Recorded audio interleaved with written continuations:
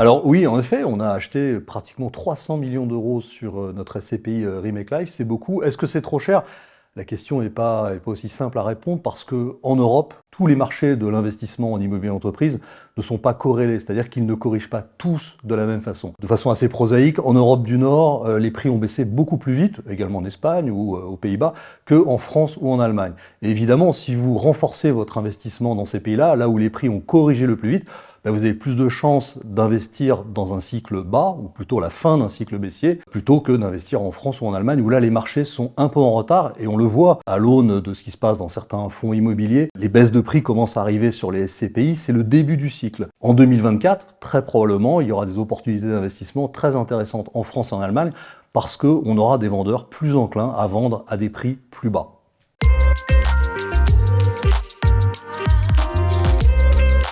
C'est un investissement en plein centre d'Irlande, un immeuble de bureau. On aime bien investir là où d'autres ne souhaitent pas aller. Moins de concurrence évidemment à l'investissement. C'est tout simple, un immeuble de bureau loué à un cabinet d'avocats. Le vendeur en voulait 50% de plus que le prix qu'on a payé. Deuxième investissement, cette fois-ci on va au sud, on va au soleil, dans la couronne de Barcelone, un grand laboratoire loué à un institut de recherche. Plutôt que de refinancer avec de la dette bancaire pour pouvoir construire un nouveau laboratoire un peu plus loin, il a préféré vendre son actif et louer pour un bail de 30 ans à un rendement de 7%.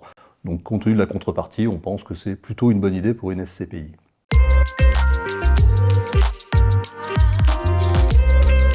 Le leaseback, c'est quoi? C'est la cession bail pour les francophiles, c'est-à-dire qu'une entreprise, plutôt que de chercher du financement bancaire, la dette coûte cher, les taux d'intérêt sont remontés, si elle est propriétaire de ses investissements immobiliers, elle peut imaginer louer son actif et puis le vendre à un investisseur long terme, comme une SCPI. Nous faisons des opérations en sell and leaseback.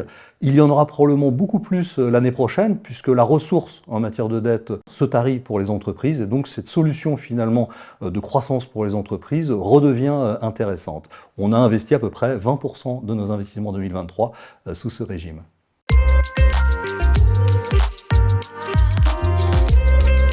On a beaucoup investi, donc forcément on a plutôt pas mal collecté dans un monde où la collecte est plutôt en baisse de 50% sur la SCPI. Nous sommes à un peu plus de 280 millions d'euros de collecte, donc c'est un beau succès commercial. Succès commercial parce que ce qui fait que certaines SCPI fonctionnent et d'autres peut-être un peu moins bien en ce moment, c'est tout simplement, je pense, la performance affichée. C'est le propre des SCPI qui se lancent dans un marché bas, c'est-à-dire qu'elles achètent à des prix plutôt intéressants, donc elles capturent des rendements locatifs élevés et donc elles servent à leurs clients des taux de distribution plus élevés. À titre d'illustration, 2022, on avait dépassé les 7,60% de rendement, on est encore au-delà de 7,50% de taux de distribution cette année, donc évidemment il faut voir ça sur la durée, mais c'est une proposition de valeur qui nous semble intéressante par rapport finalement aux fonds en euros qui proposent des rémunérations à 3 ou 4% capital garanti.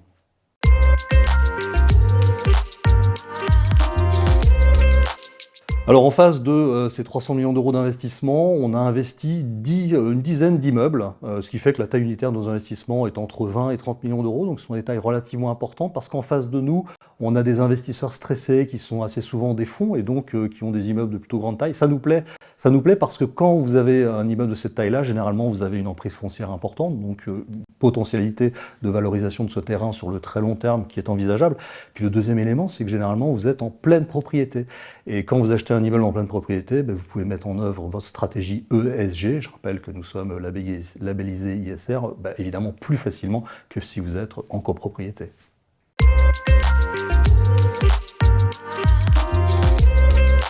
La liquidité des SCPI, c'est un vrai sujet. Alors je rappelle, pas seulement les SCPI, tous les fonds ouverts de droit européen en fait font face à des problématiques de liquidité. C'est normal parce qu'un fonds qui vous rapportait du 4% il y a 2 ans, c'était bien. Aujourd'hui, c'est pas bien. Vous allez plutôt faire du placement obligataire. Donc tous ces fonds-là en fait font face à un repricing.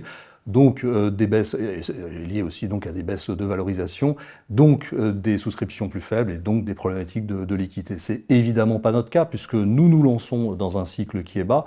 Nous avons une performance qui est plutôt sympa et donc des souscriptions positives. À titre d'information, on a reçu 14 parts de retrait seulement sur l'année 2023.